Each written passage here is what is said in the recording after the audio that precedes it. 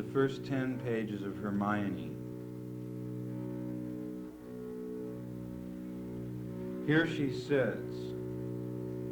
The house is isolated. She sits in a closed porch looking out on a full orchestra carved in the snow. The sky, too, is white. The sky and the earth are like bars of soap. Hermione is like a bar of soap with terrific, secretive eyes. The orchestra plays softly, tremulously. Some speckled brown birds pause on a wire, listening patiently. It's a deep couch of a winter, overstuffed, blinding white. Everything living is numb. Everything not living feels as much as it is able. Hermione's eyeballs wiggle. She touches the wooden chair with both hands, steadying herself. Then she coughs. It's a light, unconscious cough. What can she learn from fear?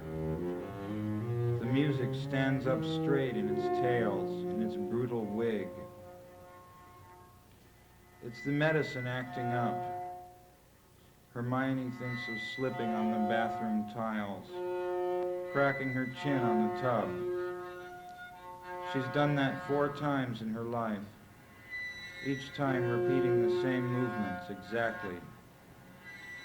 That's part of her illness. She repeats herself.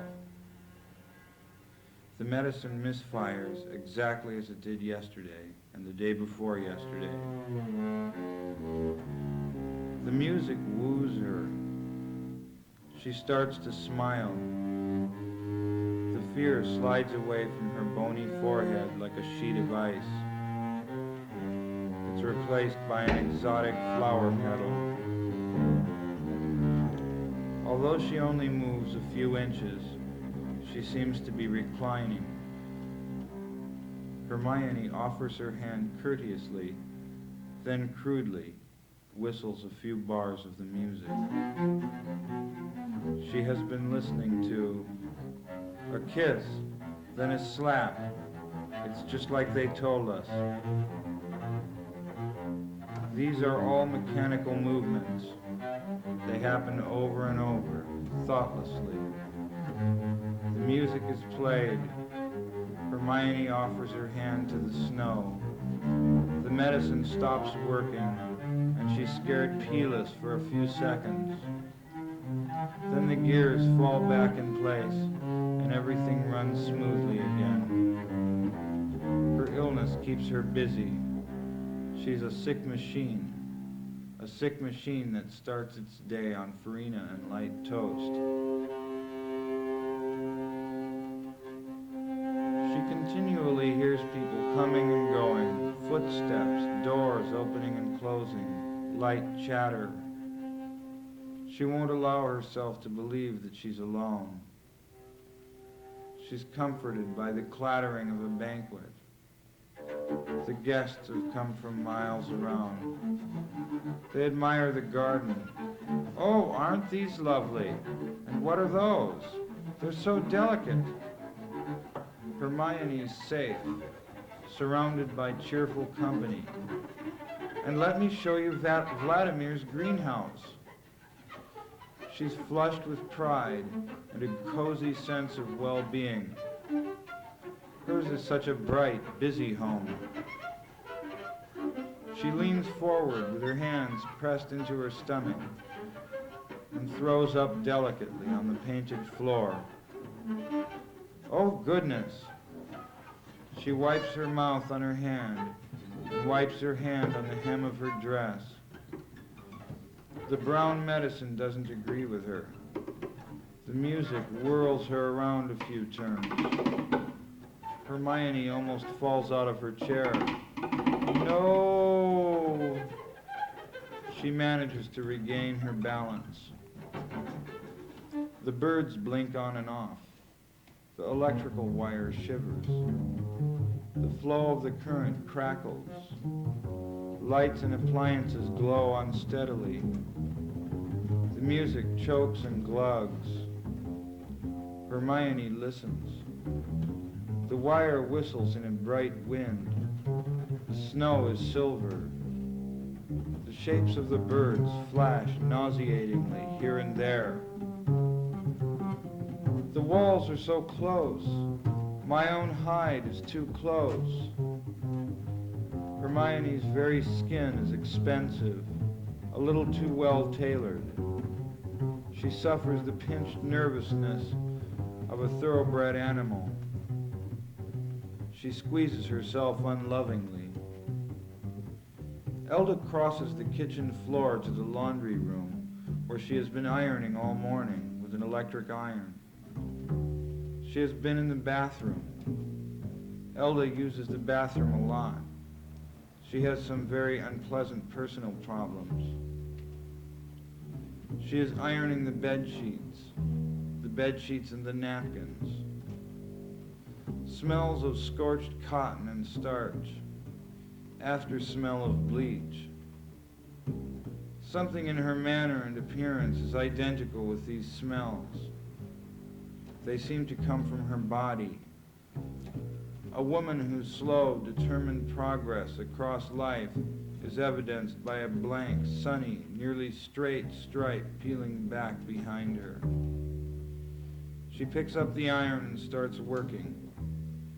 In the bathroom, a length of pink rubber hose hangs dripping from a nickel-plated bar over the tub. She looks out the window, across miles of snow. Over and over, she wipes the steam off the glass. So this will probably be it. She will live out her last years here, keeping house for and taking care of Hermione and Vladimir. Elda has no ambition. It's good enough. Her life shows no sign of imagination. Her own illness is the only thing that actually touches her feelings, that awakens any fascination in her. She's one of those people who eats, does her job, goes to bed at night, and that's all. She never married. She never thought of marrying, and it never occurred to her to pursue any interest in life. She continues to look out the window. Vladimir found Elda by advertising in the newspaper. She didn't bother sending a resume. She appeared at the front door with her suitcase, and that was it. Vladimir hired her at once. It was easy to see that she was experienced and possessed of the right temperament for her work. Hermione expressed her approval plainly, without words. She treated Elda with warm familiarity from the start. She hasn't spoken to anyone out loud for almost 2 years. She needs some looking after, but mostly she just sits quietly in a chair. Hermione stood in the doorway. At that last pronouncement, she nodded her head peaceably and turned her palms outward. This house needs a scrubbing. We've just recently moved here. Hermione is claustrophobic. If you don't mind, sir, I'll put my things away and start the cleaning. We'll call each other by first names. Hermione, Vladimir, and Elda. Why will we do that? Because we don't have a last name. Very well. And now I'll show you your room. Vladimir led the way to the foot of the stairs, followed closely by Elda. Hermione turned around and walked back to the dining room table where she had been sitting, looking through a big pile of pictures. Her long white fingers separated the dingy squares and oblongs of paper and cardboard. She seemed to be reading the pictures with her hands. Her eyes were fixed on the window, on the strip of glass between the drapes. In the distance, she saw a line of white birch trees. They're cut out of paper. Hermione looked down for a moment at a picture she held between her fingers. A bearded man on a bicycle. She put that picture next to another one of a prize-winning pumpkin. Upstairs, Vladimir and Elda stood in the middle of a bare, dusty room. There was no mattress on the narrow bed frame. The dresser was missing a drawer. The carpet was rolled up against a wall. Vladimir found the mattress and missing drawer in the closet. He pulled them out and put them where they belonged. Then the two of them unrolled the carpet. Well, that's done. Elda put her suitcase on the mattress. Where are the linens and cleaning supplies? They're in the service room. Here, I'll show you. He ushered her out of the room and closed the door. They walked side by side down the long hall towards the stairs. Hermione stands with her face and hands pressed against one of the big panes of glass out on the closed porch. She is humming, whimpering a little between the lines of music. Will I ever get out? Will I ever get out? She places her body as close as she can to the rigid perimeter of her confinement. The world is barren on both sides. Hermione wishes to prove this for herself. It might just be a picture put there to trick me. As long as there is more than one side to the world.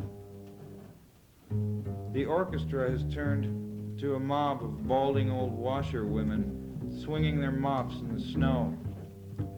They are all bitter philosophers, chewing on their lower lips. All Hermione hears now are cackling accidents of music, buckets banging, knobby joints crackling, groaning and grumbling. Every one a soloist, a genius. That's what they're screaming at her through the glass. Hermione, it's time for your medicine. It's Elda. I have it right here. She stands waiting to be recognized in the broad doorway. Hermione moves away from the glass. The strange music dims. She turns around, moving her mouth as though chewing. Elda approaches her with the medicine tray. 2 small cups, some bottles, a glass, a spoon, a pitcher of water. There now. Drink it down and I'll give you a glass of water. Hermione guzzles the water, choking and sputtering. The interface of pink cheek and icy glass. Her 2 fists balled up in her hair. That there's a dream rising, like the red fluid in a thermometer, is almost plain, is certainly to be suspected. Look how it troubles Hermione's eyelids. See how her lips move, soundlessly. Who can believe that she's simply thinking things over? Elda's in the service room thinking. Vladimir's thinking at his desk in his toasty office. Hermione is being thought, a confusion of words, a mix-up. But is she dreaming? The images are straight out of her life. A long stone walk bordered on both sides by low tropical shrubbery with red and pink flowers shaped like purses. The flowers are open, and inside are bunches of teeny little yellow hairs, waving like arms and legs, waving like fingers. At the end of the walkway, a flight of stone pillars painted white. At the top of the stairway, on either side, are two mammoth urns with red and green rubber plants growing in them. Standing between the two urns is a big white woman, upholstered in flowered velvet and draped and hung with massive globs of tinkling, gleaming jewelry. She stinks like a whole medicine cabinet, crushed and squeezed out on the bathroom floor. She holds her arms out appealingly. Oh! Behind her is a broad oak door, open halfway. The room beyond is a pinkish-gray shadow with black bulbs of furniture. There you are. Come here, sweetie.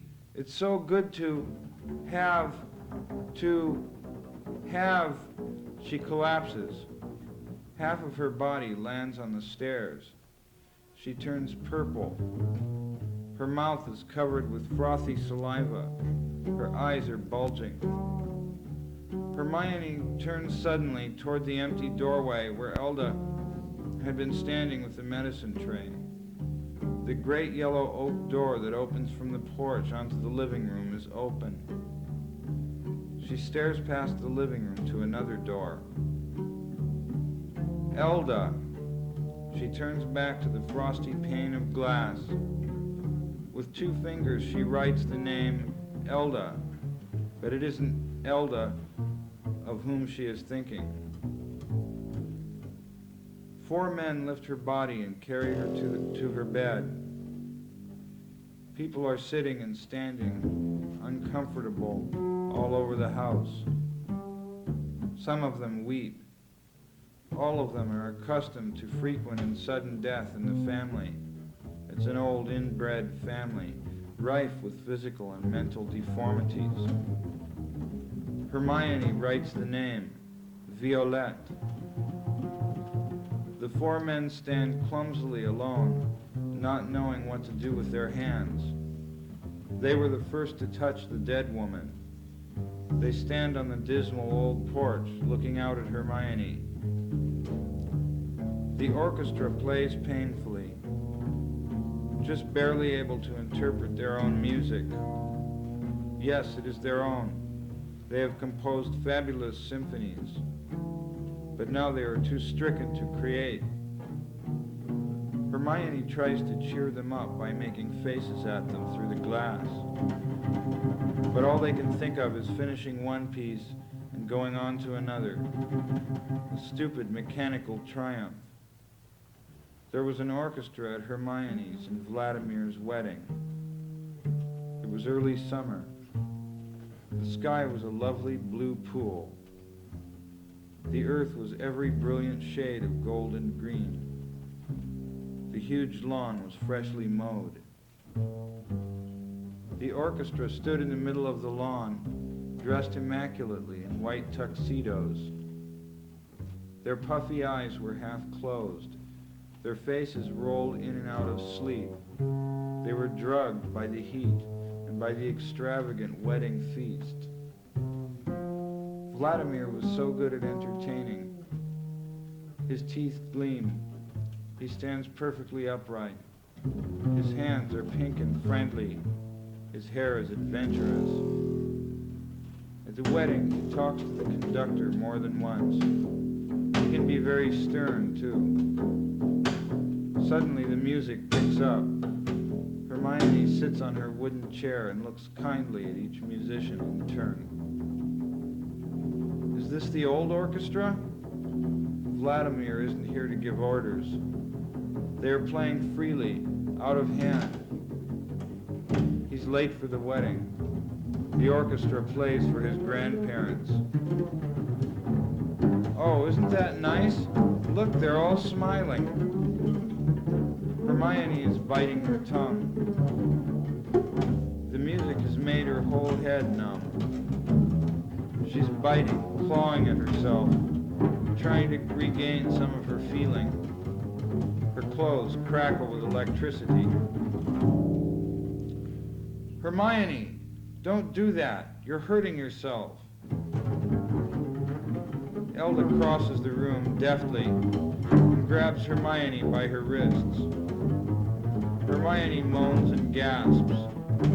She wears a string of fake pearls, which she holds between her teeth. Elda gingerly lets go of Hermione's wrists.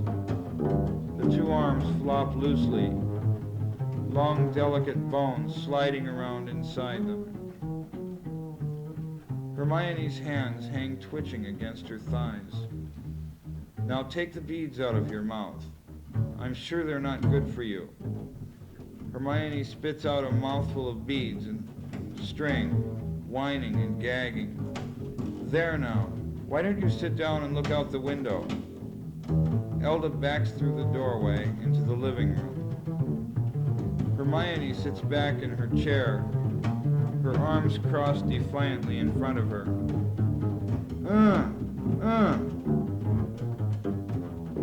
Is the saxophone invented yet? She isn't sure. Standing out in front of the orchestra is a girl playing the saxophone. She's dressed in white, just like the men. This isn't the wedding orchestra. There were no saxophones. There was no girl. There were only the old grandparents. Oh, isn't that nice? Look, they're all smiling. They stood out in front of the orchestra, fawning. We're paying for this, and by golly, we're going to enjoy every minute of it. Hermione looks at the girl playing the saxophone through the name Violette. Then she looks through the name Elda. There seem to be 1,000,000 musicians carved into the plain, stretching off for miles and miles in every direction. They're all smiling. They're delighted with the girl and her saxophone. The conductor turns his head and winks at Hermione. She laughs silently and runs her hands through her hair. It must be a house of mirrors, set up out there in the snow on the plain. She sees her own face reflected everywhere. She sees her hands, she sees the house. The music comes from behind her.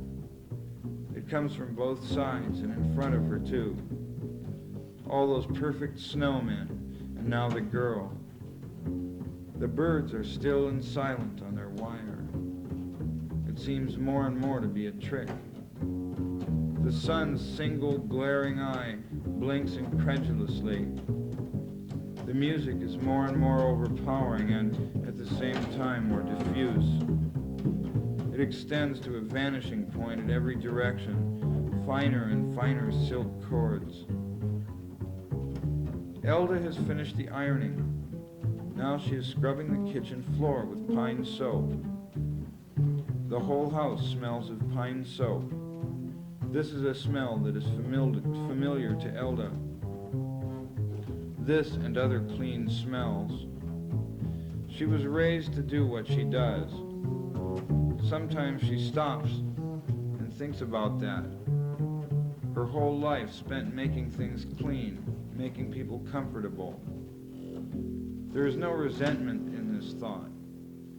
She can't remember ever feeling resentful about her life. Elda's life started young. She keeps scrubbing as she thinks. The ironing is piled up in the service room. Dinner is in the oven and in pots on top of the stove. The dishes and silverware are in drawers and cabinets. The napkins are folded neatly in a drawer. Elda thinks about Hermione. Why is she like that? She wonders what it might take to make her, Elda, like that. She concludes rightly that it would be impossible. She hasn't got what it takes to be a mad woman. She goes on scrubbing. Elda's small room is clean and undecorated. There are 2 current picture magazines on the bedside table. Every night, just before bed, Elda looks at the magazines. She is transported. The magazines are like a magic mirror. She is someone else, somewhere else. The pains in her body go away. Her room is a first-class steamship cabin. She is on her way to France. She is 30 years younger. It doesn't always work. Sometimes she lays down and goes to sleep, tired. The world swimming around her, just as it is. Her medicines are in a tidy row on a small shelf over the dresser. Elda is not a well woman. Still, she's well enough to work. She lives with her private problems. She sleeps fitfully in her small room.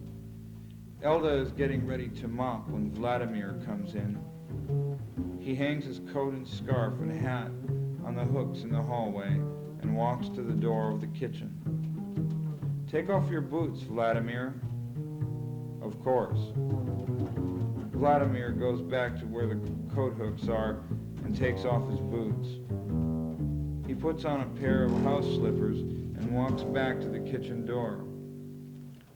"How has the day been?" "Ordinary." Hermione seems to be having some trouble. She was biting herself and crying, but she snapped out of it. Elda speaks to Vladimir from the floor, down on all fours, over her shoulder. "You look like a cow." "That's not a nice thing to say." "Sorry." There is an understanding between Elda and Vladimir.